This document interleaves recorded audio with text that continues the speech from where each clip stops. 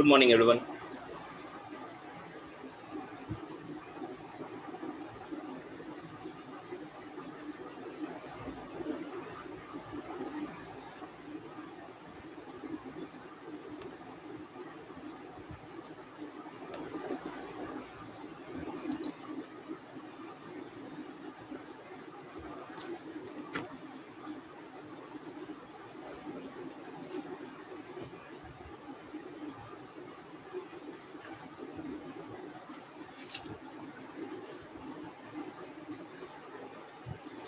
हो गया। चलिए स्टार्ट करते हैं। हम लोग पढ़ रहे थे फर्टिलाइजेशन को देखते हैं। फर्टिलाइजेशन में हम लोगों ने एक ब्रीफ इंट्रो ले लिया था कि फर्टिलाइजेशन है क्या भाई। एंड इसमें अब हमें पढ़ना है कि फर्टिलाइजेशन में क्या क्या चीज़ें हो रही हैं, या फिर हम कह सकते हैं क्या सिग्निफिकेंस होता है फर्टिलाइजेशन का, इसे भी हमको पढ़ना है। फिर इसी से जस्ट मिलता जुलता ही एक प्रोसेस है जिसको हम वर्जिनल डेवलपमेंट कहते हैं। वर्जिनल डेवलपमेंट इसलिए कहते हैं क्योंकि विदाउट फर्टिलाइजेशन वो डेवलप कर जाता है, जिसको हम पार्थेनोजेनेसिस कहते हैं, जो कि दो तरह का, नेचुरल और आर्टिफिशियल, दोनों ही हमको पढ़ना है। ठीक है, तो उसके बाद से हम कह सकते हैं फर्टिलाइजेशन का जो रिजल्टेंट है दैट इज जाइगोट। जाइगोट में जो इनिशियल डिविजन्स होते हैं जिनको हम क्लीवेज कहते हैं वो हमें पढ़ना है। जनरल स्टेजेस पढ़ना है, एम्ब्रायो का, मोरुला हो गया, ब्लास्टुला हो गया, गैस्ट्रुला हो गया, ब्लास्टोसिस्ट हो गया, ये सारी चीज़ों को हमें पढ़ना है। फिर हम कह सकते हैं उसके बाद से धीरे धीरे यही डिवीज़न होते होते इम्प्लांटेशन होगा, इम्प्लांटेशन को पढ़ना है, प्लेसेंटा फॉर्मेशन को देखना है हमें। एंड उसके बाद से हम कह सकते हैं कि जो एक्स्ट्रा एम्ब्रायनिक मेम्ब्रेन्स है उसे हमें पढ़ना है। And lastly parturition and lactation. अब हम कह सकते हैं हम 80% अपना चैप्टर पढ़ चुके हैं, 20% के ही अप्रॉक्स चैप्टर बचा हुआ है, जो कि एक दो लेक्चर में हम कंप्लीट भी कर लेंगे। तो हम पढ़ रहे थे भाई फर्टिलाइजेशन को। स्टार्ट करते हैं फर्टिलाइजेशन से। ये हेडिंग था हमारा, इसी हेडिंग को हम कंटिन्यू करेंगे। Fertilization again, both the spellings are right, Z or S, both are right. Sometimes in some books it is written as S, but most of the books में Z लिखा रहता है। तो अगर मैं फर्टिलाइजेशन की बात करूँ तो मैंने हम लोगों ने पढ़ा था ये चीज़ की अप्रोच जो है स्पर्म का वो टुवर्ड्स एक कैसा होता है। एंड ये अप्रोच के चलते मैंने कुछ कुछ चीज़ें बताई थी, जैसे कि भाई एक मैडम थी, उनका नाम था लिली।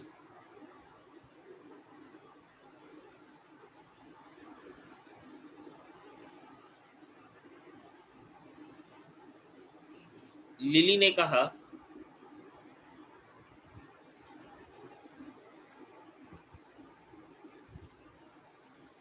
कि भाई स्पर्म है ना, या सॉरी, जो एग है ना उस पे एक तरह का केमिकल पाया जाता है जिस केमिकल को हम फर्टिलाइजिंग कहते हैं। इन्होंने कहा कि फर्टिलाइजिंग केमिकल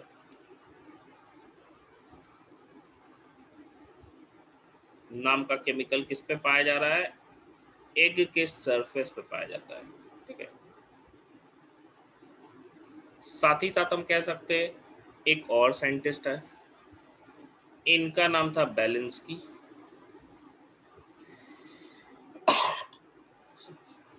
इनका नाम था बेलिंस्की।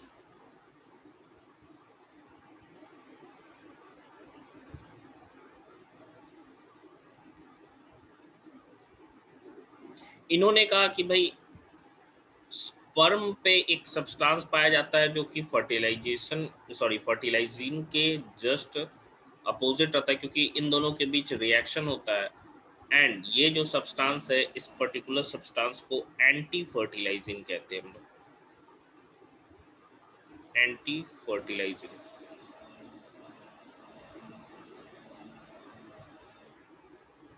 ये कहाँ पाया जा रहा है भाई, स्पर्म पे। एंड दोनों के बीच हम कह सकते हैं कि एक तरीके से रिएक्शन होता है, या हम कह सकते हैं यहाँ पे जो रिएक्शन है इन दोनों के बीच, इस प्रोसेस को हम एग्लूटिनेशन कहते हैं।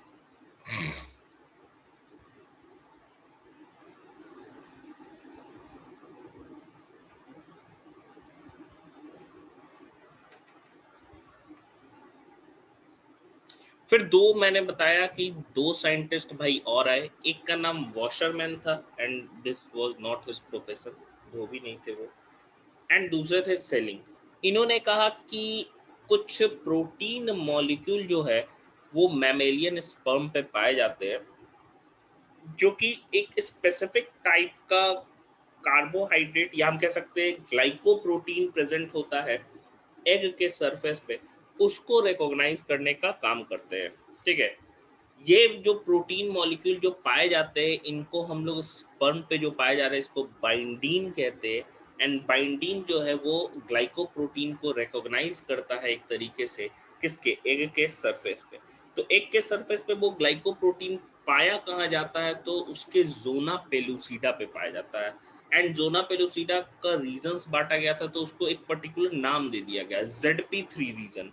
ठीक है, ZP3 रीजन पे पाया जाता है, एंड ये जो है एक तरीके से हेल्प कर रहा है या रिकॉग्नाइजेशन कर रहा है। अगर मान लो हम कार्बो वो ग्लाइकोप्रोटीन को हटा देते हैं ना एग को, तो स्पर्म अपने ही स्पेसीज के एग को पहचानने भी ही नहीं पाएगा। मतलब ग्लाइकोप्रोटीन के ही कारण क्या है, पहचान पा रहा है, रिकॉग्नाइज कर पा रहा है। तो हम कह सकते हैं दो और साइंटिस्ट भाई साहब थे, एक थे वाशरमैन एंड दूसरे थे सेलिंग। वॉशरमैन एंड दूसरे जो थे वो थे शेलिंग। इन्होंने क्या कहा कि भाई प्रोटीन पाया जा रहा है कहाँ पे, स्पर्म पे, एंड ये प्रोटीन जो है ये रिकॉग्नाइज करता है किस चीज को, ग्लाइकोप्रोटीन को।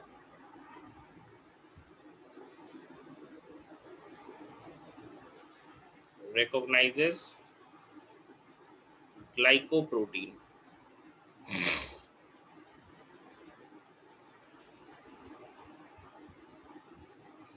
on ZP3 region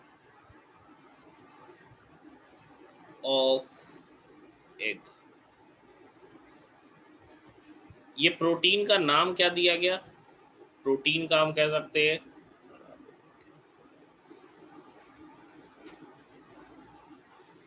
प्रोटीन का जो नाम दिया गया है इस प्रोटीन को बाइंडीन प्रोटीन कहते हैं, बाइंडीन प्रोटीन।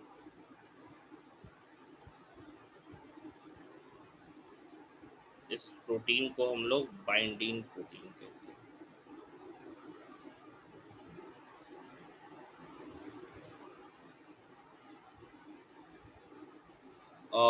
ऑडियो लैग कर रहा है, सब सारे लोगों को लैग कर रहा है क्या?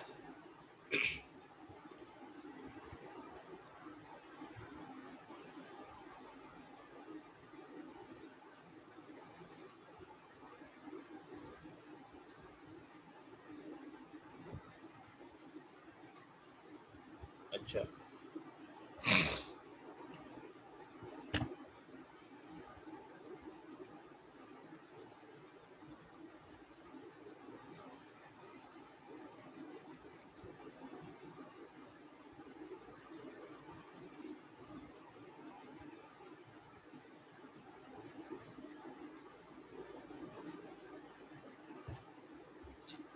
तो देखिए ये हम लोगों का फर्टिलाइजेशन का तो प्रोटीन रिकॉग्निशन का बात हो गया।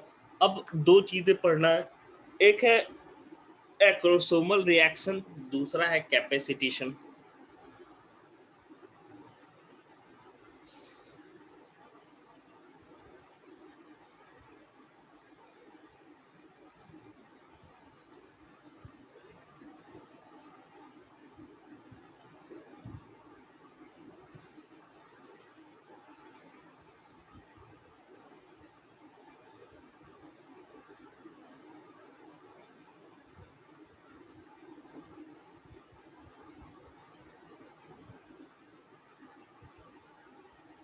सर बोलिए। सर जो फर्टिलाइजिंग और एंटी फर्टिलाइजिंग के बीच रिएक्शन हुआ है तो वो जो एग्रो क्या लिखते हैं सर, एग्लूटिनेशन, एग्लूटिनेशन, उसका क्या बोल रहे हैं, वो मतलब उसका क्या मीनिंग है? दोनों के रिएक्शन के जो रिएक्शन हो रहा है उस रिएक्शन का नाम है एग्लूटिनेशन। उसका यही रोल है कि अगर रिएक्शन नहीं होगा तो हम कह सकते हैं कि फर्टिलाइजेशन भी नहीं होगा, क्योंकि एक दूसरे को रिकॉग्नाइज नहीं कर पाया।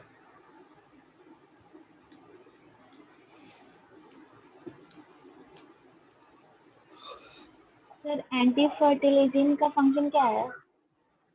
फंक्शन देखो, फंक्शन मतलब एक क्या दूसरे को है? सिर्फ सिर्फ और सिर्फ रिकॉग्नाइज करना है।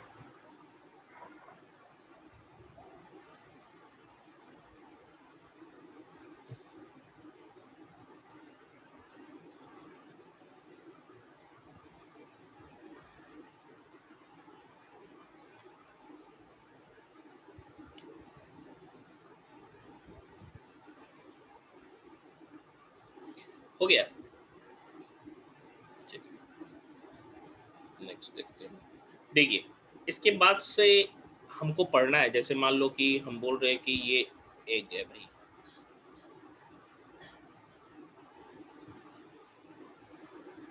हम लोगों ने बनाया था, याद करिए, ये जोना पेलुसिडा लेयर हो गया जिसके ऊपर पाया जाता है।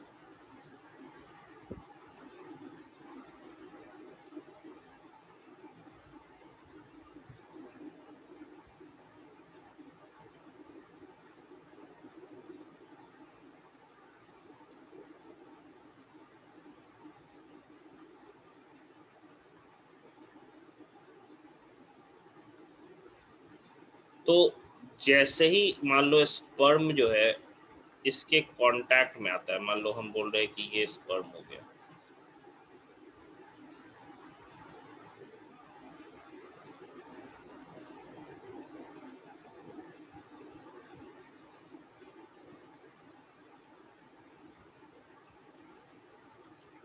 ये इसका एक्रोसोम है, सिगरेट वाला। जैसे ही ये इसके कांटेक्ट में आता है, अब जैसे ही इसके कांटेक्ट में आएगा तो ये आगे मूव किया,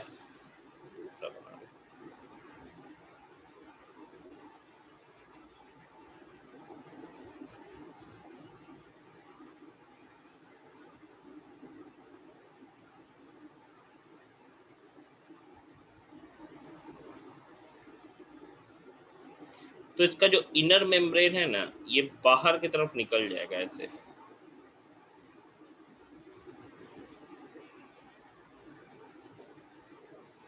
बाहर की तरफ ऐसे निकल जाएगा। इवेजिनेट बोलते हैं, बाहर की तरफ मूव कर जाना। एंड एक कोनिकल स्ट्रक्चर का फॉर्मेशन करेगा, एक कोनिकल स्ट्रक्चर का फॉर्मेशन करता है। इसको फर्टिलाइजेशन कोन बोलते हैं हम लोग। सर हाँ, सर कुछ दिख सर बोर्ड नहीं दिख रहा है। हाँ अब दिख रहा है।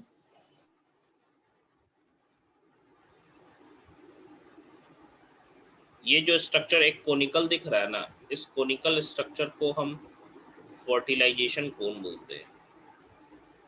सर इसको एक बार फिर से बताइए, स्टार्टिंग का वो कुछ नहीं समझ में आया। फर्टिलाइजेशन कोन, ठीक है, मतलब जैसे ही स्पर्म जो है ना कांटेक्ट में आता है जोना पेलुसिडा के, जो अंदर वाला मेम्ब्रेन है वो फटता है, बाहर की तरफ निकलता है एंड एक कोनिकल स्ट्रक्चर का फॉर्मेशन करता है जिसको फर्टिलाइजेशन कोन बोलते हैं। मैमल्स के केस में अगर हम लोग बात करें तो ये फर्टिलाइजेशन कोन नहीं होता है, बाकियों में पाया जाता है, मैमल्स में ये एब्सेंट होता है। मैमल्स में हम कह सकते हैं ये जो है वो एब्सेंट होता है, फर्टिलाइजेशन कोन हमको देखने को नहीं मिलता है। एंड फर्टिलाइजेशन कोन एक किस तरह से काम करता है, नॉर्मली ये एक स्टिमुलस का काम करता है, स्टिमुलस फॉर फर्टिलाइजेशन। फर्टिलाइजेशन के लिए एक स्टिमुलस का काम करता है, जो उसके मेम्ब्रेन में फिर चेंजेस स्टार्ट हो जाता है। लेकिन क्योंकि मैमेलियन स्पर्म जो है, मैमल्स में स्पर्म जो होते हैं हाईली एक्टिव होते हैं, स्पर्म्स जो होते हैं वो हाईली एक्टिव होते हैं, तो इनका इतना ज़्यादा एक्टिविटी जो है ना, यही एक तरह का क्या हो जाता है, स्टिमुलस हो जाता है। फर्टिलाइजेशन कोन की हम बात कर रहे हैं, तो फर्टिलाइजेशन कोन हमको नॉर्मली देखने को दूसरे एनिमल में तो दिखता है, लेकिन मैमल्स के केस में हमको ये चीज़ नहीं देखने को मिलता है, क्योंकि कोई रिक्वायरमेंट नहीं है। मैमेरियन स्पर्म्स बहुत ज़्यादा एक्टिव होते हैं due to presence of more mitochondria. तो यहाँ पे फर्टिलाइजेशन कोन हमको देखने को नहीं मिल रहा है। जैसे ही इसके कांटेक्ट में आया इस सरफेस के, मान लो ये जो है इस सरफेस के कांटेक्ट में ये आता है, तो एक रिएक्शन होता है, एंड इस रिएक्शन को हम एक्रोसोमल रिएक्शन कहते हैं। एक्रोसोमल रिएक्शन, ठीक है। इस रिएक्शन को हम लोग एक्रोसोमल रिएक्शन कहते हैं। कब? ये जब इसके कांटेक्ट में आएगा। कौन? एक्रोसोम। तो एक्रोसोमल रिएक्शन है क्या भाई? तो सिंपली हम कह सकते हैं कि जो इंजाइम होते हैं एक्रोसोम के, enzymes of acrosome digest the egg membrane. The egg membrane. Digest the egg membrane.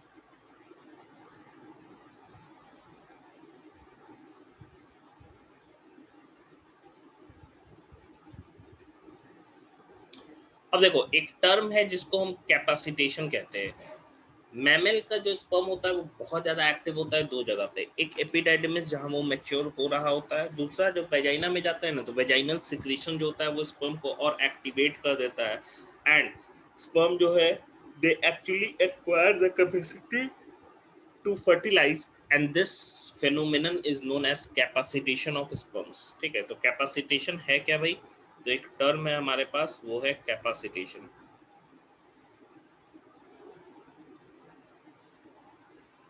Capacitation, तो कैपेसिटेशन है क्या? जो वेजाइनल सिक्रीशंस होते हैं वो स्पर्म को एक्टिवेट कर देते हैं, एंड एक्टिवेट करने के बाद हम कह सकते हैं वो उसको हेल्प कर रहे हैं कि वो फर्टिलाइजेशन करे।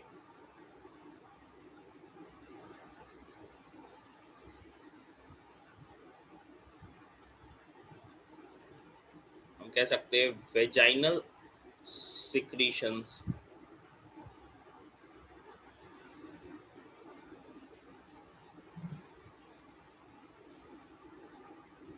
make the sperm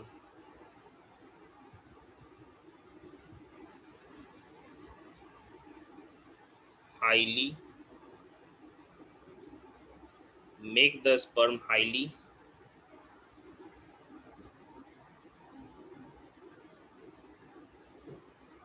active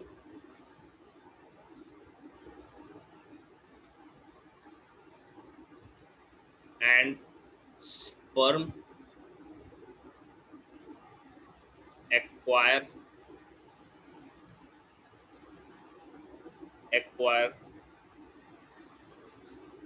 capacity of fertilization।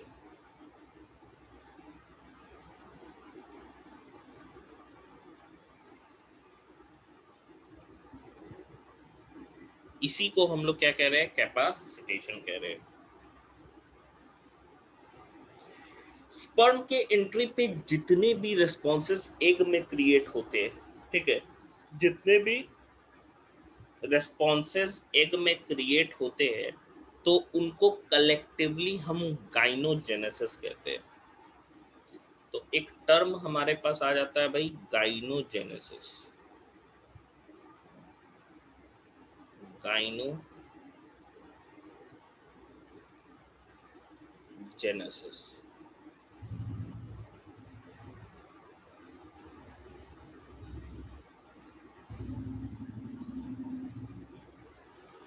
तो गाइनोजेनेसिस की हम बात करें तो गाइनोजेनेसिस है क्या भाई? गाइनोजेनेसिस हम सिंपली कह सकते हैं all the response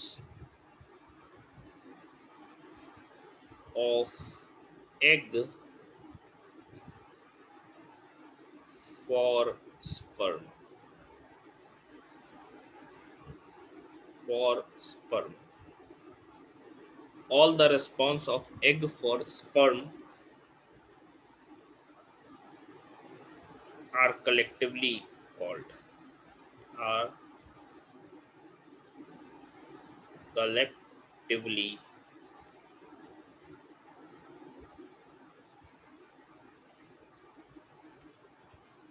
called gynogenesis.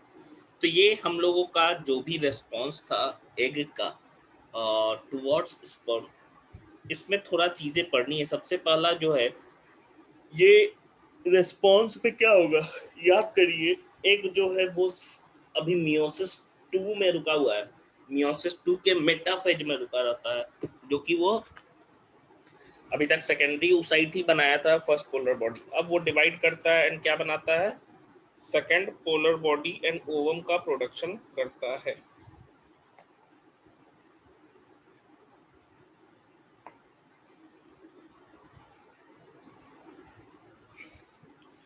देखिए तो सर हम्म, सर कैपेसिटन जो है वो एक प्रोसेस है कि वो बस वेजाइनल सिक्रीशन की वजह से हाईली एक्टिव हो जाता है। उसी प्रोसेस को कैपेसिटेशन कहते हैं। सर तो ये प्रोसेस तभी होगा जब वेजाइनल सिक्रीशन होगा। हाँ बिल्कुल।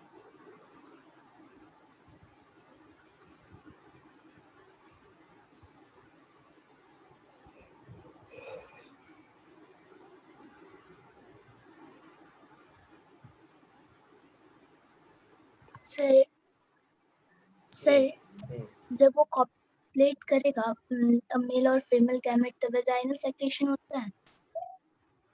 हम्म, उससे पहले ही ना सर होगा, यस सर। उससे पहले ही ना होगा। Yes sir. तो उसी की वजह से बहुत ज्यादा एक्टिव हो जाता है, जिसके कारण सर माइटोकॉन्ड्रिया का अमाउंट बहुत ज्यादा होता है स्पर्म में, मैमल्स में। हाँ, मैमल्स में ज़्यादा होता है, नेक रीजन में। यस।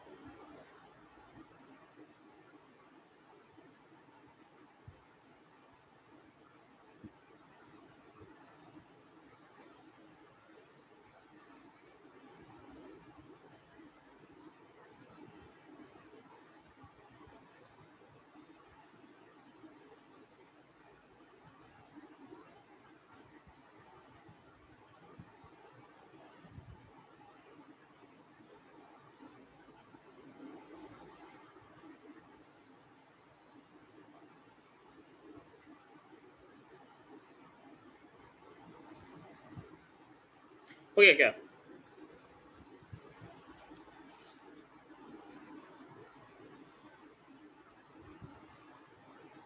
तो नेक्स्ट देखिए, नेक्स्ट जो पढ़ना है हम लोगों को, एक्चुअली रेस्पॉन्स ऑफ एग के बारे में पढ़ना है। तो नेक्स्ट हेडिंग डाल दीजिएगा, रेस्पॉन्स ऑफ एग।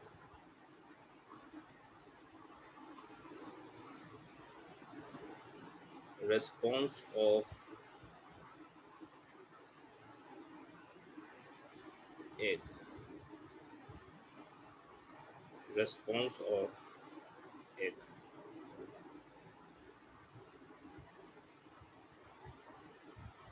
देखिए, रेस्पॉन्स ऑफ एग की बात कर रहे हैं तो सबसे पहला जो रेस्पॉन्स होता है कि जैसे ही स्टिमुलस स्टार्ट होता है, मतलब स्पर्म के कारण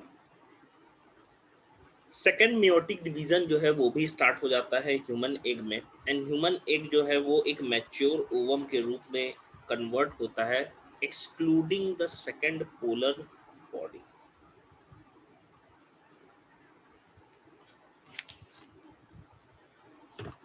देखिए, एंड जो सेकंड पोलर बॉडी बनता है, जैसे समझना इस चीज को, जैसे हम कह रहे हैं कि जैसे ही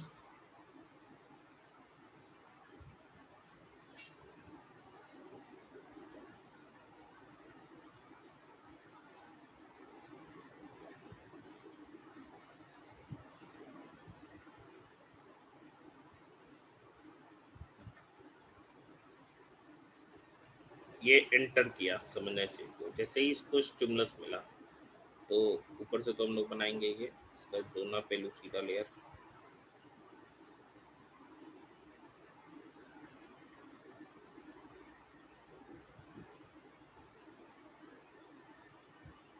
अभी ये क्या है, अभी हम कह सकते हैं ये क्या है, सेकेंडरी oocyte, सेकेंडरी oocyte, ये पूरा स्ट्रक्चर, वो तो न्यूक्लियस हो गया उसका, ये पूरा स्ट्रक्चर है क्या, सेकेंडरी oocyte है, ठीक है। जैसे ही लेकिन स्पर्म एंटर करता है, ये क्या करता है, ये starts meiosis 2,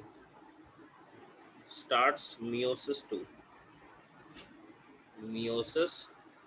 सेकंड स्टार्ट होगा, एंड सेकंड स्टार्ट होने के बाद समझना इस चीज को, ये जो है ये ऐसा ही है, इसके अंदर घुस गया स्पर्म,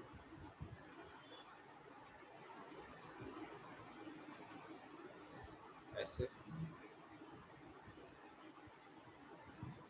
एंड ये स्ट्रक्चर जो है ये डिवाइड करेगा, एंड अब ये समझो ये बना लिया हमारा एक मैच्योर ओवम,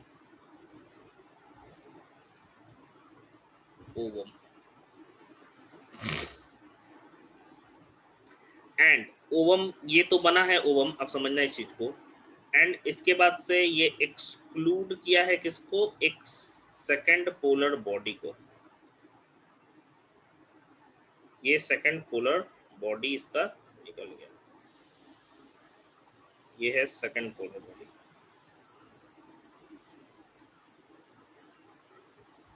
अब समझना इस चीज को, ये जो बना है ना इसके अंदर, मतलब इसका ओवम बना, तो इनिशियली ओवम के अंदर ना न्यूक्लियस नहीं बनता है, मतलब ये जो इसका न्यूक्लियस टूटा होगा ना, क्रोमोसोम तो है बिखरा होगा, न्यूक्लियर मेम्ब्रेन टूट के, फिर क्या हो गया, सेकंड पोलर बॉडी बन गया भाई। अब सेकंड पोलर बॉडी बन गया तो इसका जो अभी क्रोमोसोम है वो फैला हुआ है, ठीक है, एंड यूनाइटेड नहीं, अभी न्यूक्लियस नहीं बनाता है, एंड इन स्ट्रक्चर्स को कैरियोमेयर्स कहते हैं, कैरियोमेयर्स। लेटर ऑन ये कैरियोमेयर्स यूनाइट करते हैं, या हम कह सकते हैं असेंबल करते हैं, ये जो है ये एक तरीके से असेंबल करते हैं, एंड असेंबल करके एक न्यूक्लियस का फॉर्मेशन करते हैं, जिसको फीमेल प्रो न्यूक्लियस हम कहते हैं।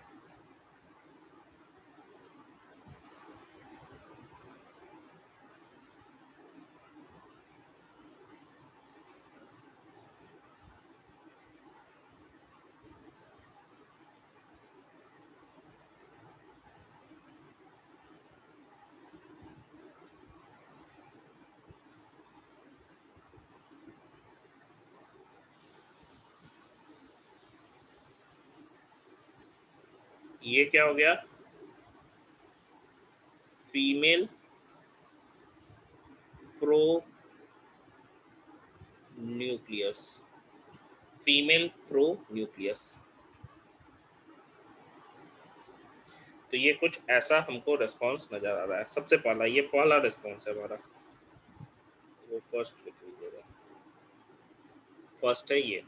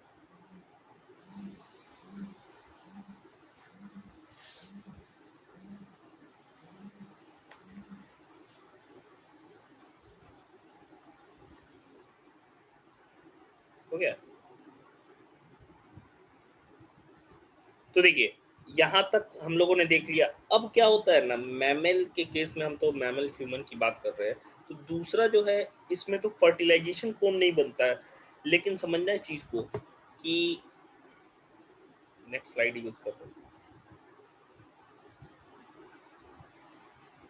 सेकंड हो गया हमारा, फर्टिलाइजेशन कोन तो नहीं बनता है, लेकिन हम कह सकते हैं रिसेप्शन कोन यहाँ बनता है।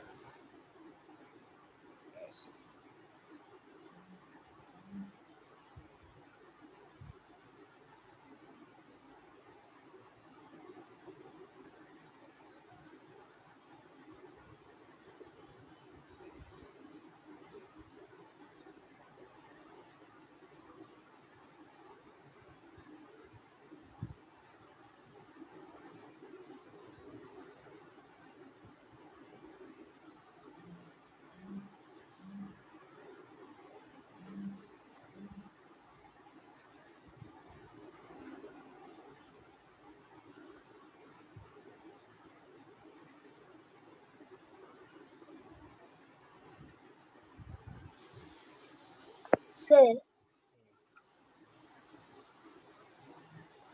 बोलिए। सर बोल रहे कि सर जैसे कि उसको ये जो लूसीडा के कांटेक्ट आता है नहीं सुनाई दे रहा है, आवाज कट रहा है, बोलो। सर एक्सेप्ट मैमल्स हाँ सर आ रहा है बस हाँ, अब आ रहा है। सर जो जोना पल्स कांटेक्ट कि कौन से बना लेता है वो वो जो नहीं है, ओवम है। जो जो बोलना है उस समय नहीं आता है, यस सर जब आप बोलती हैं तब नहीं आता है आवाज। सर अब आ रहा है। ये सुनाई दे देता है, लेकिन जब क्वेश्चन पूछती है वही नहीं सुनाई दे रहा है। सर बोल रहे हैं ना हाँ कि सर जब जोना पेलुसिडा एक्सेप्ट मैमल्स के केस में जोना पेलुसिडा के कांटेक्ट में जब स्पर्म आता है तो उसी टाइम वो कौन से बना लेता है। हाँ, देखो ये धंसेगा तो अंदर क्या है, कोनिकल शेप है, एंड ये कोन को हम रिसेप्शन कोन कहते हैं। ये जो स्ट्रक्चर हमको नजर आ रहा है ये है रिसेप्शन कोन। धीरे धीरे यही इसके साइटोप्लाज्म के अंदर घुसते चला जाता है, रिसेप्शन कोन ये इसके साइटोप्लाज्म के अंदर घुसते हुए चला जाता है। एंड जैसे ही ये अंदर की तरफ आ जाता है, इसके कॉर्टेक्स रीजन पे क्या होता है, इसके कॉर्टेक्स रीजन में बाहर की तरफ हम कह सकते हैं कुछ रिएक्शंस होते हैं, जो एक तरीके से हम कह सकते हैं कि एक मेम्ब्रेन का फॉर्मेशन कर लेता है, जिसको हम एक तरीके से बोल सकते हैं कि मेन फंक्शन उसका क्या है, समझो इस चीज़ को, कि वो ऊपर से हार्ड लेयर बना लेता है कि दूसरा कोई स्पर्म उसके अंदर एंटर ना हो। मतलब नॉर्मल केस में मोनोस्पर्मी हमको देखने को मिलता है। मोनोस्पर्मी मतलब एक स्पर्म अगर एक के अंदर एंटर कर लिया तो दूसरा स्पर्म नहीं एंटर करता है। ठीक है, मतलब क्यों, क्योंकि वो उसको रोक देता है। तो रिसेप्शन कोन की हम बात बोल रहे हैं, तो रिसेप्शन कोन कुछ समय के बाद क्या है भाई, इसी में धंस जाएगा इसके साइटोप्लाज्म में।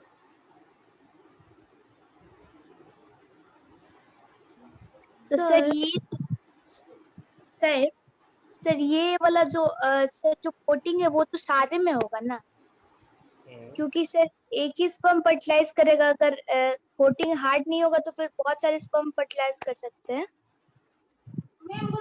तो स्पर्म में थोड़ी ना, ये तो ओवम में है ना। सर नहीं मतलब कोटिंग का बात बोल रहे हैं कि जब आप बोले कि इसके अराउंड फिर से जोना पेरिस्टिका के अराउंड एक और हार्ड कवरिंग हो जाता है हाँ जिसके कारण कि एक ही स्पर्म फर्टिलाइज कर यूज करते हैं मतलब यहाँ हाँ, से जो कोन बनाते हैं तो वो मैमल्स के केस में भी ऐसा ही होगा ना कि वो भी कोटिंग बना लेंगे। सबके केस में ऐसा होगा। यस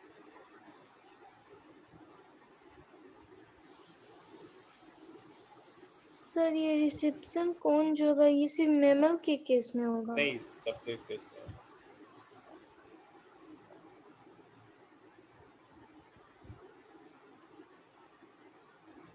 देखो अंतर क्या है, अंतर ये है कि मैमल को छोड़ के जो फर्टिलाइजेशन, ट्विंस दूसरा केस है। ट्विंस में दो ओवम, एक अच्छा एक ओवम से दो स्पर्म फर्टिलाइज कर जाएगा तो ट्विंस कैसे बन जाएगा, तो एबनॉर्मल चाइल्ड होगा।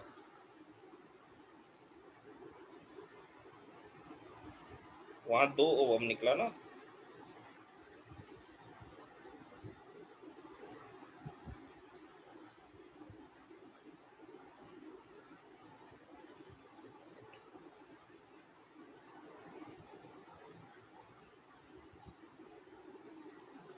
After some time, the reception cone sinks in egg cytoplasm.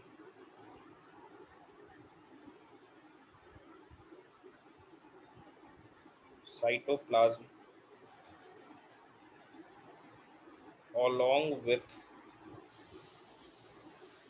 along with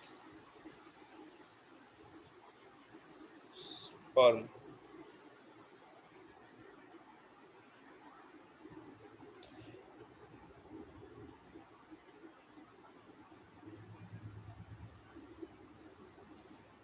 अब देखो, एक वर्ड मैंने बताया क्या भाई, एक वर्ड है कॉर्टिकल रिएक्शन, एक वर्ड है कॉर्टिकल रिएक्शन।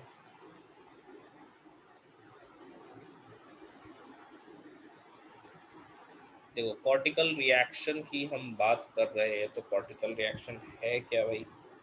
तो जैसे ही एंट्री होता है,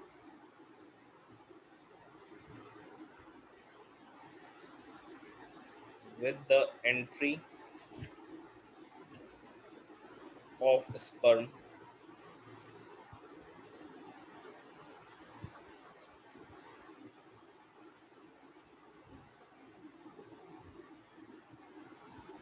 all the cortical granules, all the cortical granules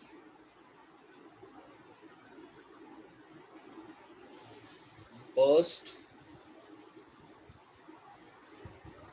and secrete burst and secrete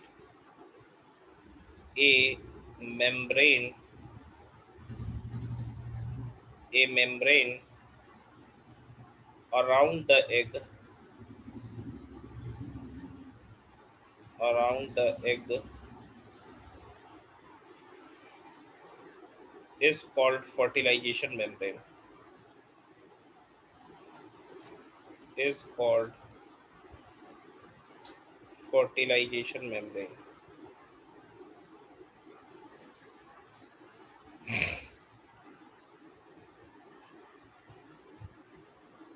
Is called fertilization membrane.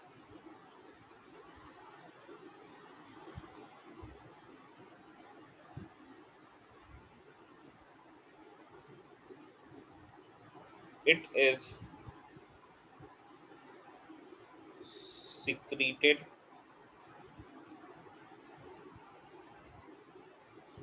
on the inner surface,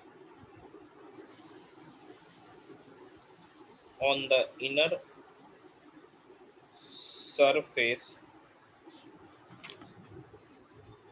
on the inner surface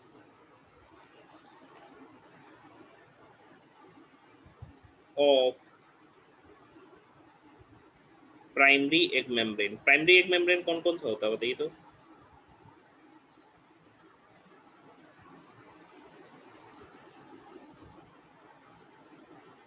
primary egg membrane हमारा क्या हो गया? Vitelline membrane. Vitelline membrane egg के cell membrane को कहते हैं primary egg membrane.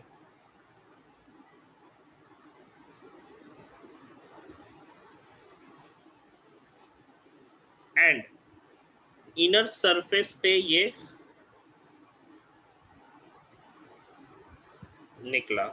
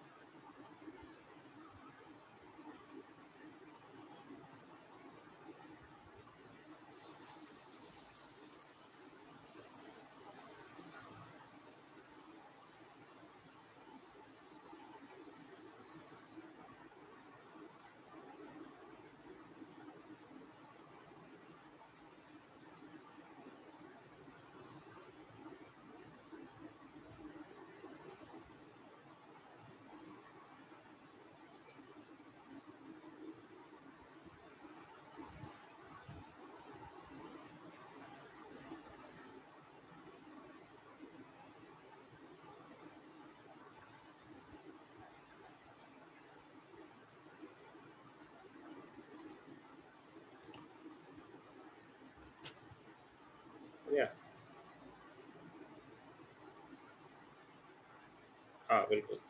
देखिए, अब देखो, ये एक्चुअली हम लोगों ने बनाया भी है, तो ये एक्चुअली ऐसा है नहीं, ये वाला समझना है इस चीज़ को। ये वाला एग का मेम्ब्रेन है जिसको हम विटेलाइन मेम्ब्रेन कह रहे हैं, विटेलाइन मेम्ब्रेन। एंड यहाँ पे क्या होता है, कॉर्टिकल ग्रैन्यूल्स होते हैं जो कि एग के कॉर्टेक्स रीजन में, कॉर्टेक्स मैंने बताया था, बाहर वाले रीजन को कॉर्टेक्स कहते हैं। ये एक किस्म का न्यूक्लियस है, फीमेल प्रो न्यूक्लियस हो गया ये क्या हो गया भाई, ये हो गए कॉर्टिकल ग्रैन्यूल्स, कॉर्टिकल ग्रैन्यूल्स, ठीक है। इसके ऊपर जो लेयर है ये है जोना पेलुसिडा,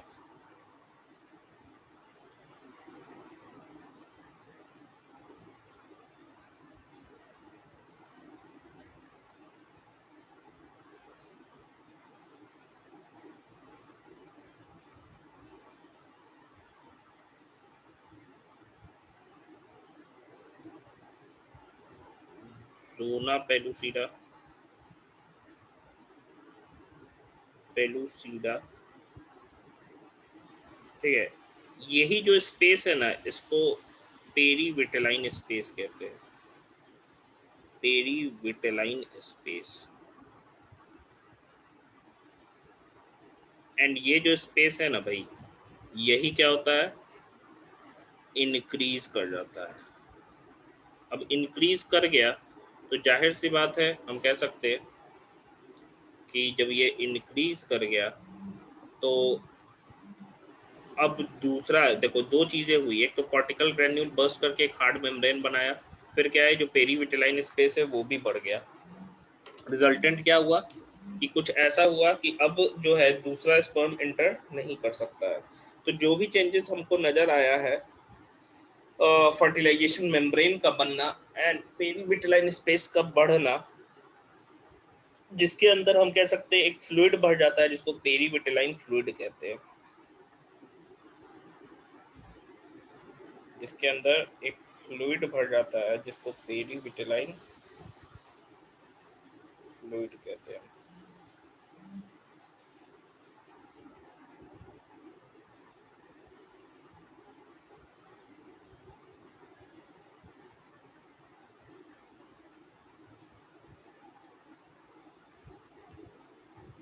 पेरीविटेलाइन फ्लूइड। तो ये चीज़ें हो रही हैं, जैसे ही इंटर कर रहा है कॉर्टिकल ग्रैन्यूल बर्स्ट करके एक फर्टिलाइजेशन मेम्ब्रेन बना लेता है, दूसरा पेरीविटेलाइन स्पेस बढ़ जाता है एंड उसके अंदर पेरीविटेलाइन फ्लूइड बढ़ जाता है। दोनों का फंक्शन ये है कि दोनों मिलके क्या कर रहा है, एंट्री जो है, एक्स्ट्रा एंट्री जो है पॉलीस्पर्मी, उसको रोक रहा है।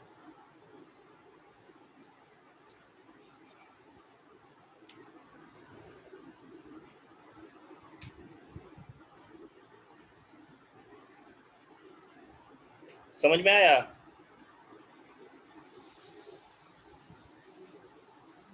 नहीं आया? सर पेरीविटेलाइन स्पेस में जो फ्लूइड पेरीविटेलाइन फ्लूइड बढ़ता है उसके वजह से अनदर स्पर्म इंटर नहीं करता है। हाँ, दोनों चीज़ों से, एक तो अंदर का हार्ड हो गया, उसके बाद से स्पेस भी, दोनों एडेप्टेशन है एक तरीके से कि ज़्यादा से ज़्यादा इससे ज़्यादा स्पर्म ना एंटर हो। सर फर्टिलाइजेशन मेम्ब्रेन बनने के बाद में पेरीविटेलाइन स्पेस और स्पेस बढ़ फ्लूइड जाएगा, हाँ।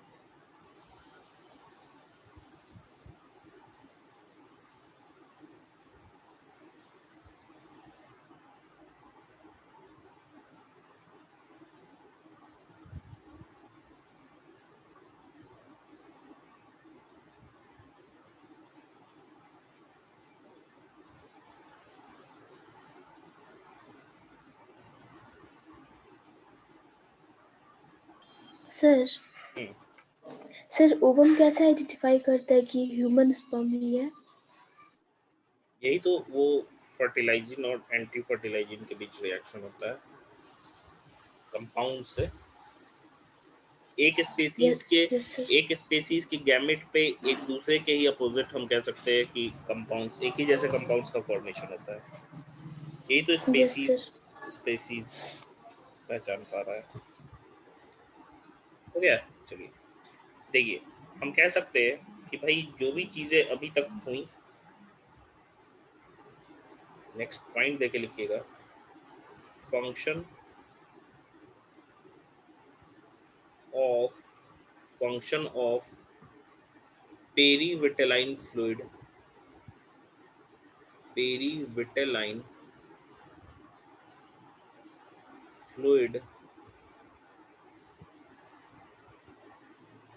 and fertilization membrane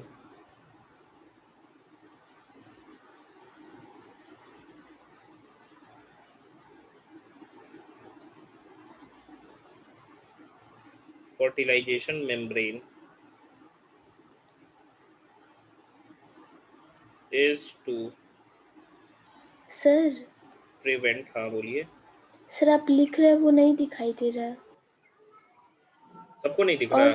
और सर आप स्लाइड भी नहीं चेंज किए। दिख रहा है हाँ? सर, कुछ दिख ही नहीं रहा है आप क्या लिखे हैं। और सर स्लाइड भी पुराना वाला ही है। अब चेंज हुआ?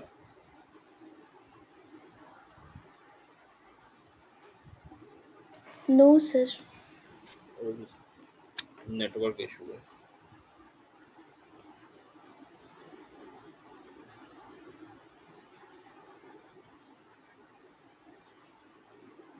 यस सर अब हो गया।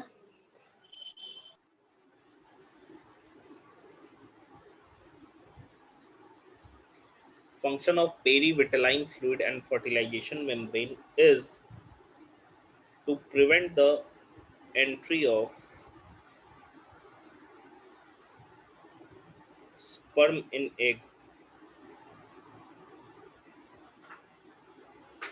in egg.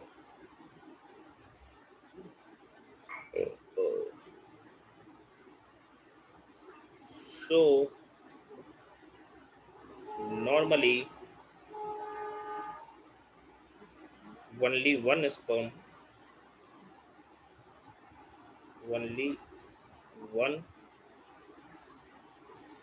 sperm enter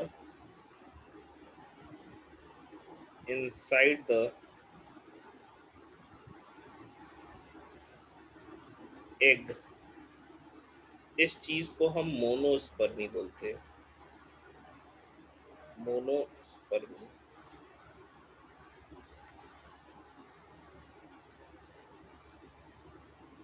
Sometimes more than one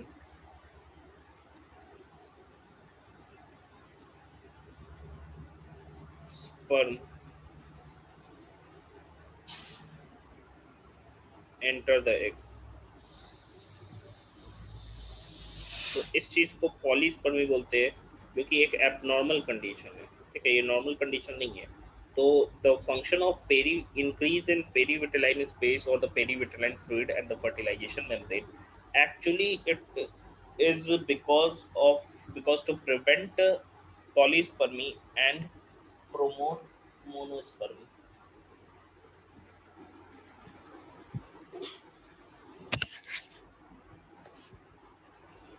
sir polyspermy के केस में ट्विंस होता है क्या? क्या चीज? सर आप बोले ना पॉलीस्पर्मी के नहीं केस में वो नहीं, हम कहाँ बोले ट्विंस। कल्याणी बोली कि ट्विंस कैसे होगा, तो पॉलीस्पर्मी में ट्विंस थोड़ी ना होता है। एक से ज्यादा एग होगा तब ना। एक एग है तो एक ही जाइगोट बनेगा ना, तो ट्विंस कहाँ से हो जाएगा? सर हाँ सर हाँ, पॉलीस्पर्मी होगा तो बस वो abnormal birth होगा बेबी का, बस यही डिसएडवांटेज होता है। बिल्कुल। पॉलीस्पर्मी मान लो कि ट्रिप्लॉइड कंडीशन नहीं हो जाएगा फिर। Yes sir. तो वो बेबी ज्यादा दिन तक सरवाइव नहीं कर पाएगा क्योंकि वो नेचर का अडॉप्ट नहीं कर पाएगा। नहीं, देखिए एबनॉर्मलिटी हम कभी डिफाइन ही नहीं कर पाए आज तक।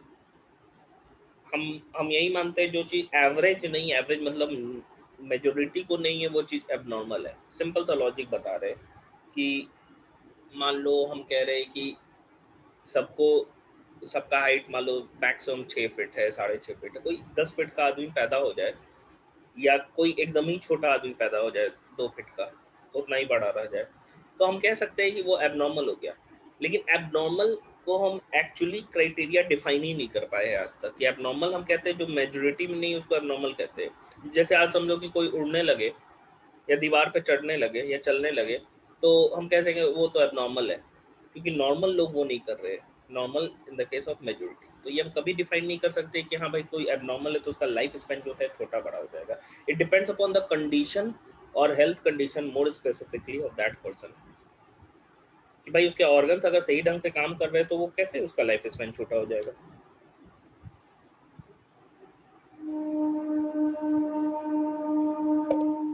आप बोले वो ट्रिप्लॉइड कंडीशन हो जाएगा तो उसका क्रोमोसोम नंबर भी तो चेंज।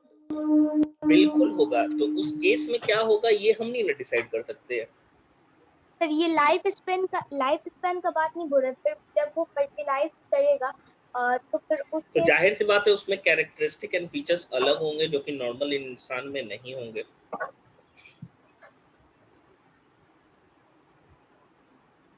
सर तो फिर भी जो भी गैमेट रहते हैं वो तो हैप्लॉइड होंगे, तो ये जब डिप्लॉइड है तो फिर ये हैप्लॉइड में चेंज होगा तभी ना फर्टिलाइज करेगा।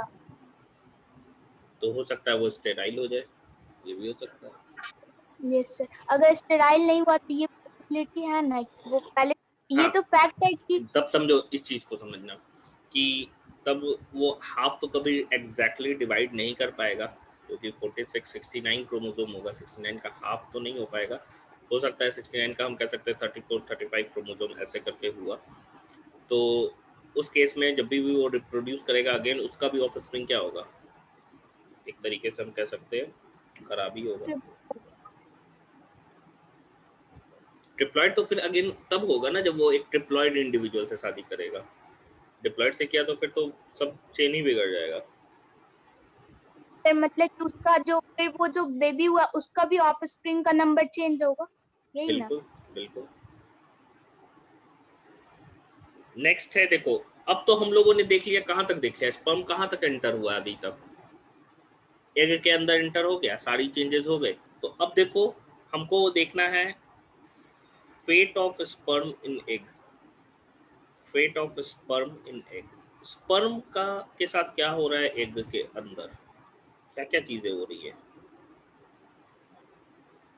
फेट मतलब किस्मत होता है भाई, स्पर्म का क्या किस्मत है, एक एग में जाने के बाद उसके साथ क्या क्या चीजें होंगी, तो ये थोड़ा हमको देखना है।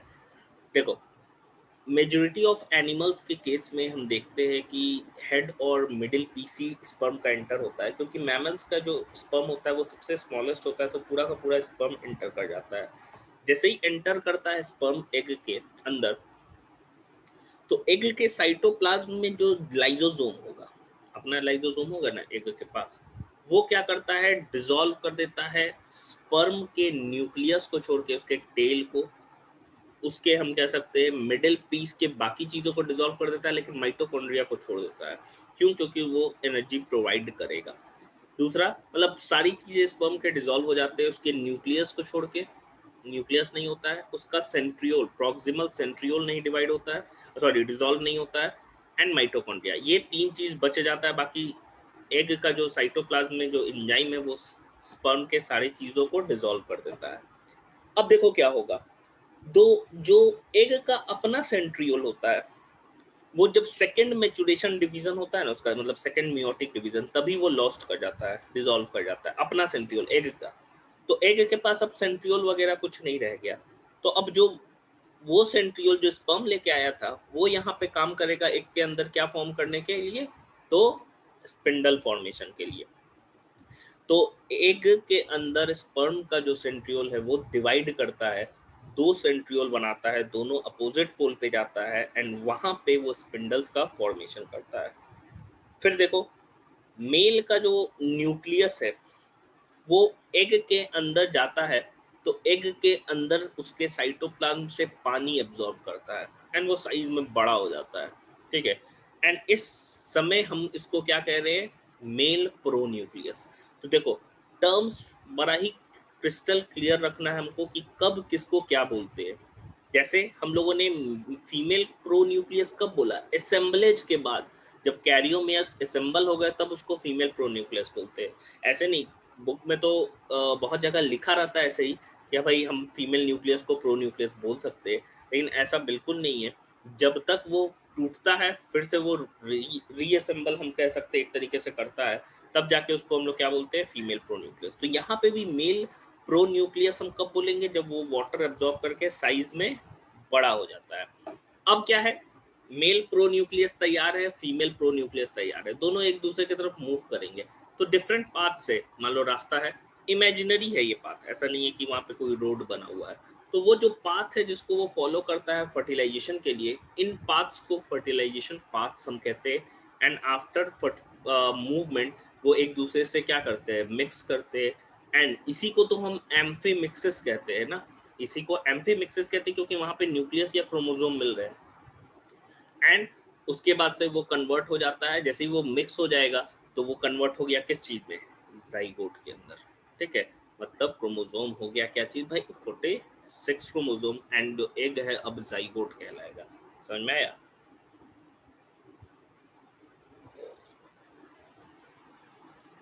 नहीं,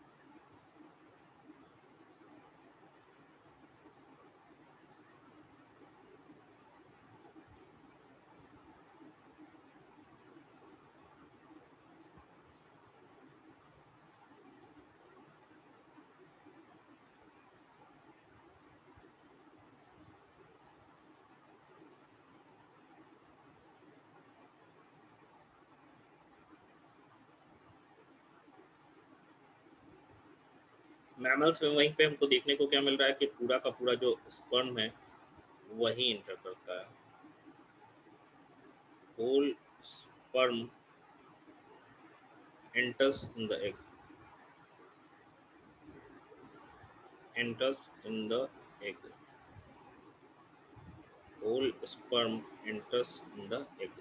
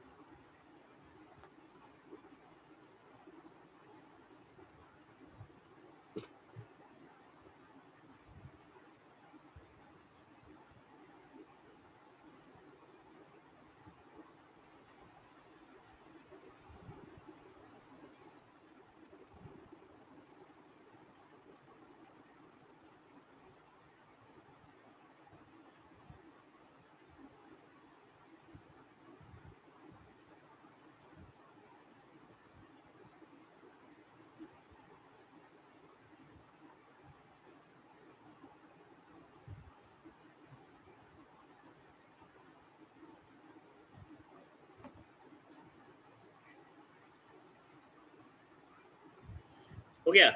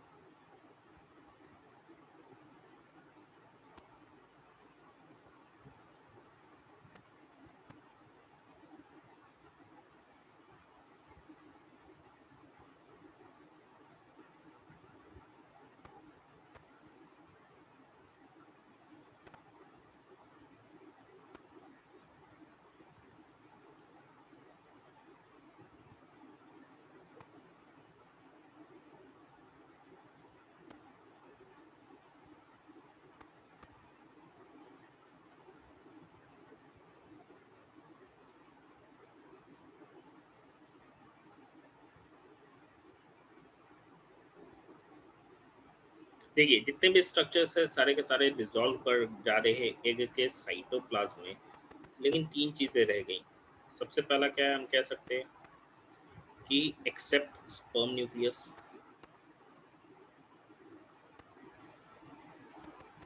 स्पर्म न्यूक्लियस।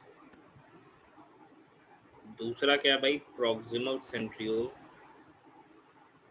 Proximal centriole.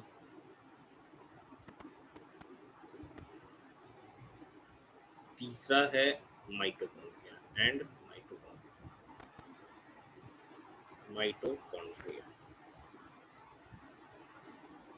तीसरा है mitochondria.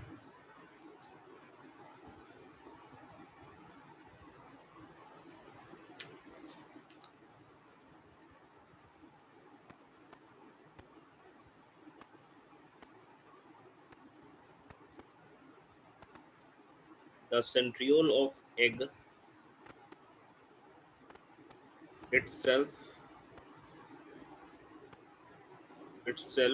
degenerates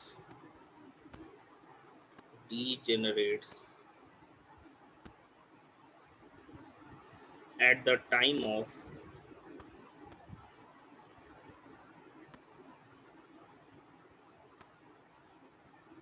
second meiotic division. Second meiotic division.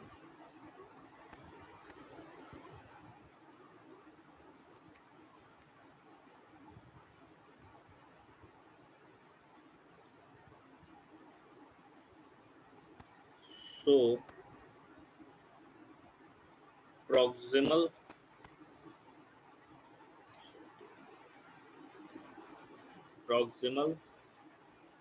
Centriole क्या करेगा, डिवाइड करना स्टार्ट करेगा। Proximal centriole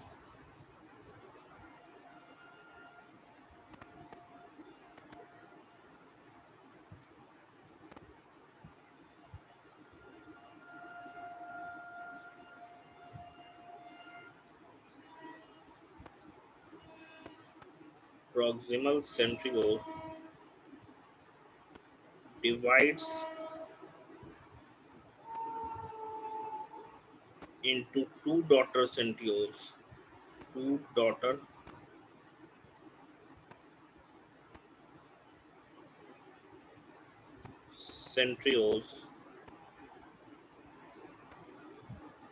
which migrate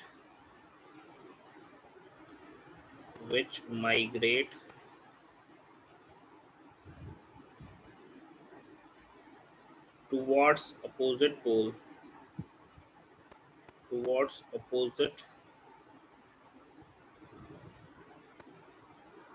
poles and start forming spindles.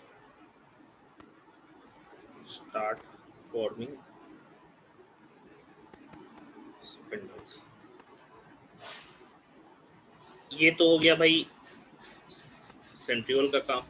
अगर मैं मेल या स्पर्म न्यूक्लियस की बात करूँ तो वो क्या करेगा, एब्जॉर्ब करेगा भाई पानी को। कहाँ से, साइटोप्लाज्म ऑफ एग से।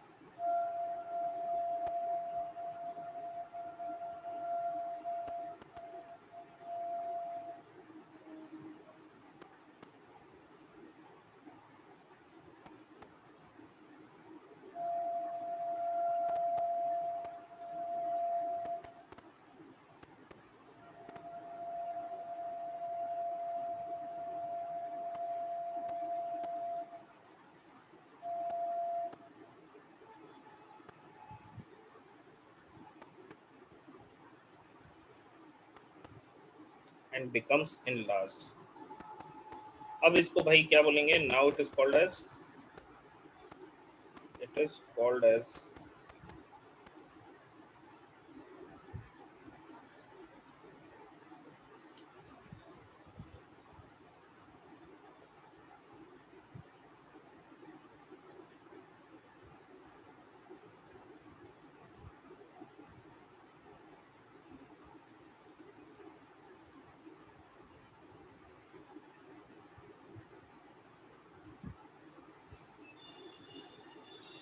अब इसको क्या कहेंगे हम लोग? Male pronucleus. ठीक है, यहाँ तक लिखे तो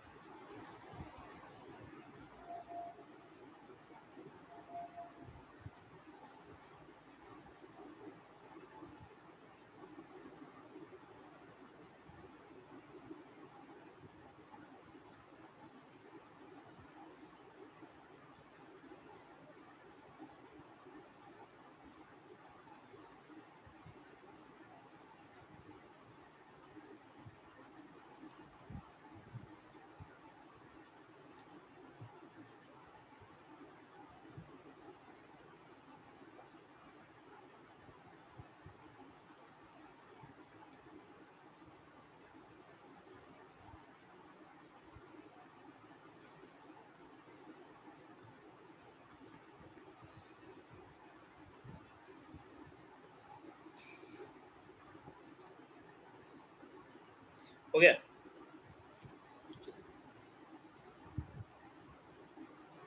It is called male pronucleus. Male pronucleus. It is called male pronucleus. And last point है male pronucleus and female pronucleus.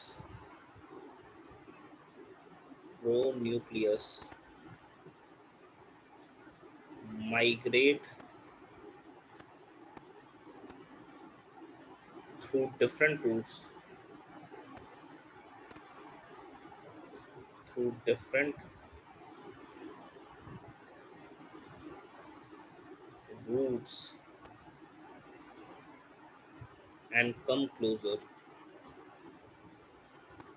and come closer to each other.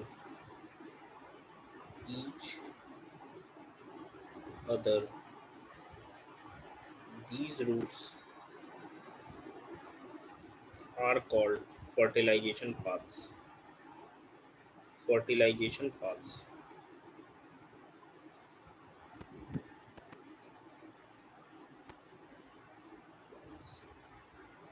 तो इसी के साथ हम लोगों ने फर्टिलाइजेशन कंप्लीट कर लिया। एंड अब लास्ट टॉपिक फर्टिलाइजेशन में है, वो है इसका सिग्निफिकेंस। क्या सिग्निफिकेंस है, क्या हम कह सकते हैं रिलेवेंस है फर्टिलाइजेशन का? तो लास्ट टॉपिक लिखेंगे सिग्निफिकेंस ऑफ फर्टिलाइजेशन।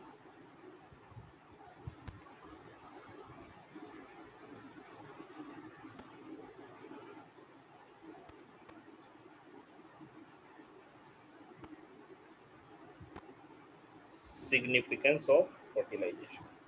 अब देखिए सिग्निफिकेंस की भाई हम बात कर रहे हैं तो क्या क्या चीज़ें हैं। अगर मैं सबसे पहला सिग्निफिकेंस की बात करूँ तो oocyte जो है ये अपना मियोसिस जो है वो कंप्लीट करता है स्पर्म एंट्री के बाद। या हम कह सकते हैं फर्टिलाइजेशन होता है तभी क्या है, अपना मियोसिस कंप्लीट करता है एक तरीके से। दूसरा सिग्निफिकेंस क्या है कि भाई यहाँ पे क्रोमोसोम्स आपस में मिक्स करते हैं। क्रोमोसोम मिक्स करने का मतलब क्या हुआ? वेरिएशन आना। ठीक है, वेरिएशन आना। नेक्स्ट हम कह सकते हैं कि जैसे ही स्पर्म का सेंट्रियोल एंटर करता है एग के अंदर अपना चेंजेस होने लगता है। एंड एग जो है कैसे चेंज करना स्टार्ट करेगा, समझिए इस चीज़ को। हम कह सकते हैं एग का जो सेंट्रियोल था वो तो डिसॉल्व हो गया, लेकिन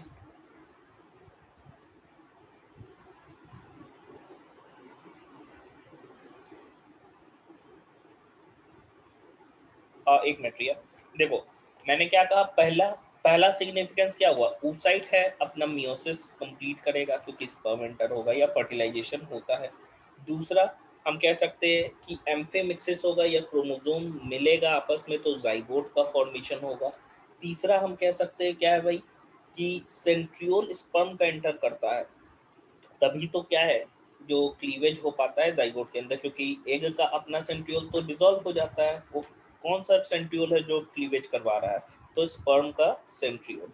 फिर हम कह सकते हैं यहाँ पे बहुत सारे कैरेक्टर्स जो है, हम कह सकते हैं थाउजेंड्स हंड्रेड्स थाउजेंड कैरेक्टर्स जो है वो पेरेंट्स के यानी कि फीमेल और मेल के कैरेक्टर्स ऑफ स्प्रिंग में पहुंचते हैं फर्टिलाइजेशन के ही कारण।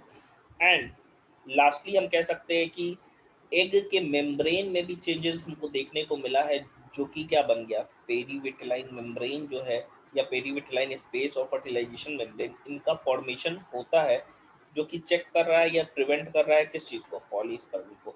तो सिग्निफिकेंस बहुत सारे हैं, लगभग 4-5 सिग्निफिकेंस है हमारे पास, जिसमें सबसे इम्पॉर्टेंट जो है वो ये है कि जाइगोट बनता है, and zygote he individual living organism का हम कह सकते हैं यूनिट है या ओरिजिन का आधार है, कह सकते हैं कि वहीं से सारी चीज़ें ओरिजिनेट होंगी।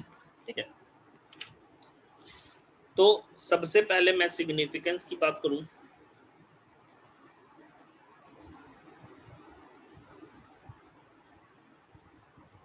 तो फर्स्ट सिग्निफिकेंस क्या हुआ, oocyte completes its second meiotic division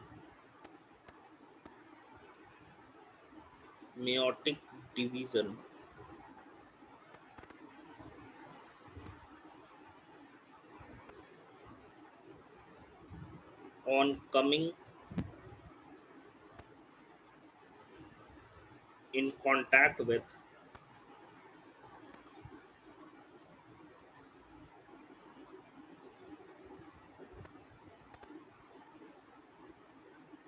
the sperm with the sperm. Next, amphimixis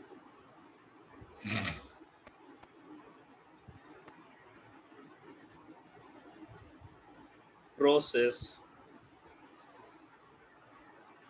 leads to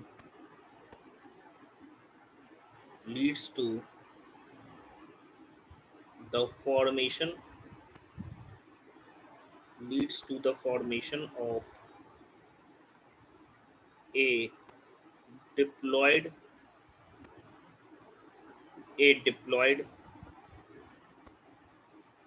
zygote to restore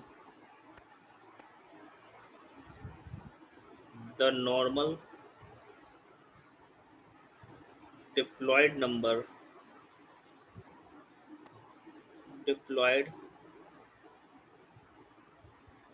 of chromosomes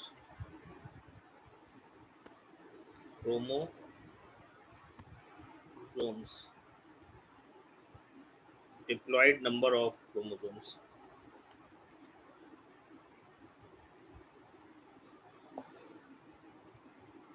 लिखिए तो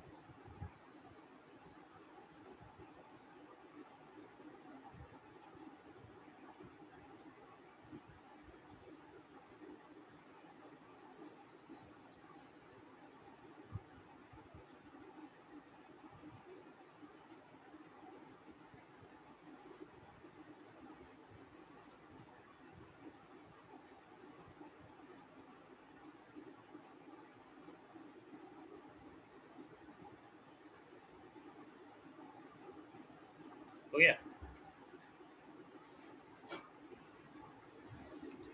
नेक्स्ट देखिए,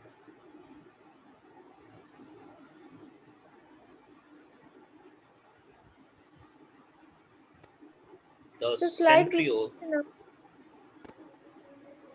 the centriole of sperm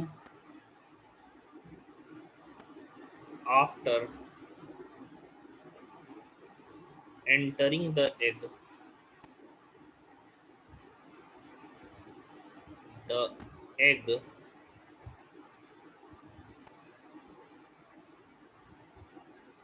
induces the egg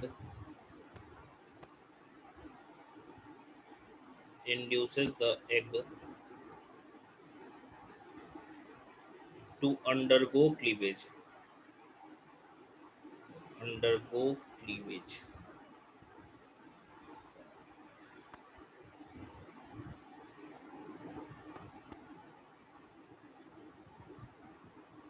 Next, the paternal and maternal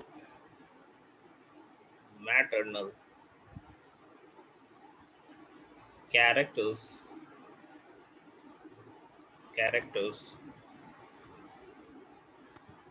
are transmitted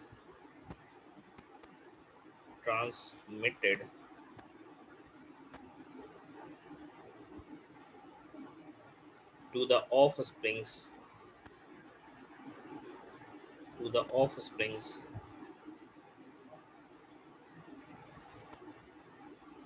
through the process of fertilization. Through the process of fertilization.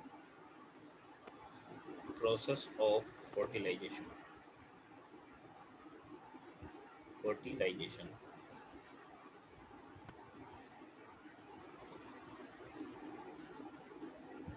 फिर lastly है the peripheral changes. Peripheral changes.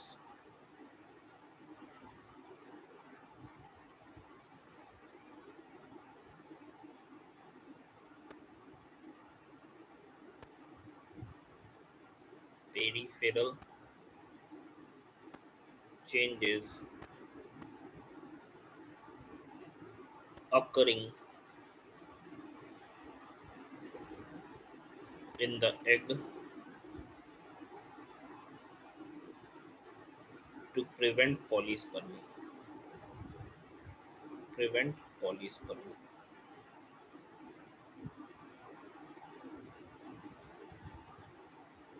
तो इसी के साथ हम लोगों का फर्टिलाइजेशन खत्म हो गया।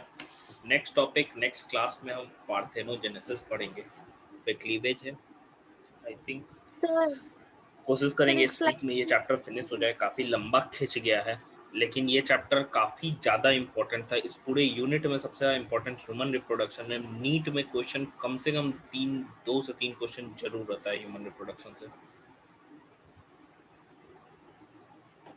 एंड ये बहुत, सर और बाकी चैप्टर्स भी आसान है ऐसा नहीं है, लेकिन क्वेश्चंस हर साल आपको रिप्रोडक्शन यूनिट से काफ़ी ज़्यादा रहता है। अगर मैं टोटल क्वेश्चन की बात करूँ तो 6-7 क्वेश्चन तो रहता ही है पूरे रिप्रोडक्शन यूनिट से आराम से।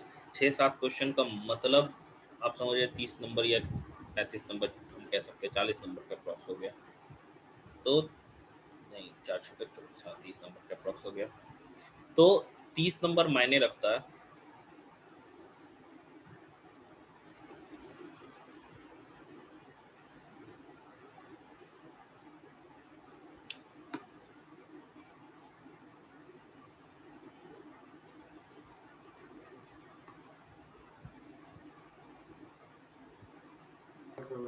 हो गया सर।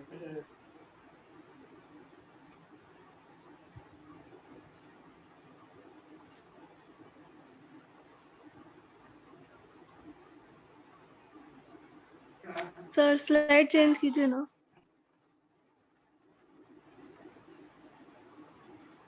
सर सर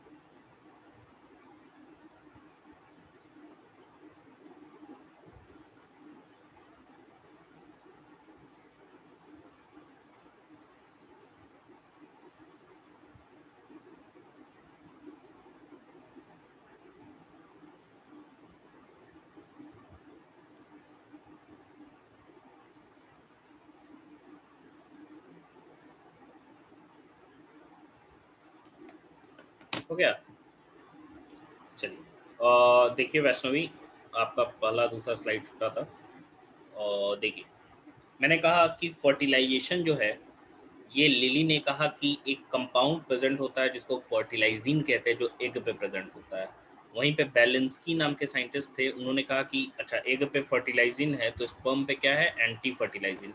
और यही एक दूसरे को कंपाउंड रिकॉग्नाइज करते हैं तो फर्टिलाइजेशन हो पाता है। एंड ये दोनों कंपाउंड स्पेसीज स्पेसिफिक होते हैं, मतलब स्पेसीज के लिए अलग अलग होते हैं, हर स्पेसीज के लिए। वॉशरमैन और सेलिंग ने क्या कहा कि स्पर्म के सरफेस पे एक प्रोटीन पाया जाता है, इस प्रोटीन को हम बाइंडीन कहते हैं। एंड ये एग के ZP3 रीजन यानी कि जोना पेलुसिडा 3 रीजन पे एक ग्लाइको प्रोटीन पाया जाता है, इसको ये रिकॉग्नाइज करता है, तभी जाके फर्टिलाइजेशन होता है। मतलब इस अगर ग्लाइको प्रोटीन को निकाल देंगे तो ये ह्यूमन का स्पर्म है, इस अपने ही एग को नहीं पहचान पाएगा। फिर देखिए जैसे ही स्पर्म एंटर करता है तो मैमल्स को छोड़ के यहाँ पे एक कॉनिकल स्ट्रक्चर बनता है जिसको फर्टिलाइजेशन कोन कहते हैं, जिसके कारण फर्टिलाइजेशन स्टिमुलेट होता है। मैमल्स के केस में ये फर्टिलाइजेशन कोन होता नहीं है। मैमल्स के केस में जब पूरा एंटर करेगा, यहाँ इसको पार करेगा तो रिसेप्शन कोन बनेगा, पहले से नहीं बना रहेगा, ठीक है।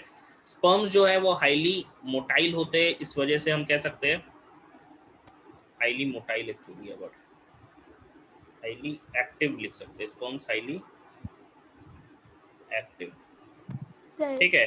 तो ये स्टिमुलस प्रोवाइड करता है। एंड जैसे ही इंटर करता है, इसको सरफेस को छूता है, एक्रोसोमल रिएक्शन होता है, जिसके कारण जो एक्रोसोम के एंजाइम है वो डाइजेस्ट कर जाते हैं एग के मेम्ब्रेन को। कैपेसिटेशन क्या है भाई, जो भी वेजाइनल सिक्रीशन होते हैं वो स्पर्म को एक्टिवेट कर जाते हैं एंड एक कैपेसिटी प्रोवाइड करते हैं कि वो फर्टिलाइज कर पाए। जितने भी रिस्पॉन्सेज होते हैं एग के टुवर्ड्स स्पर्म, सबको कलेक्टिवली हम गाइनोजेनेसिस कहते हैं। यही दोनों स्लाइड था, ठीक है। सर हम ये बोलना चाह रहे हैं कि सर ये जो एग है, जो भी एक्सेप्ट मैमल्स है, तो उसमें का जो एग है वो जैसे ही स्पर्म टच करता है उस टाइम ये फर्टिलाइजेशन कौन बनाता है या फिर वो पहले से? सर हो गया। सर मैं वॉइस नहीं आ रहा है और कुछ है? सर। सर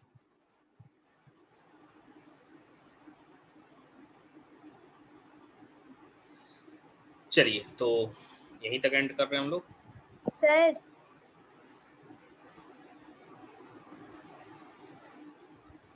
हाँ वैष्णवी बोलिए। सर मैं वॉइस नहीं आ रहा है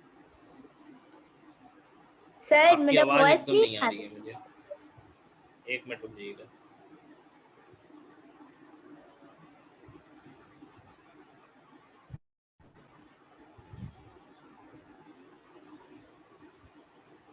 आप मैसेज में लिख दीजिए, क्या डाउट है? मैसेज में लिखिए आवाज नहीं आ रही है, पता नहीं क्यों।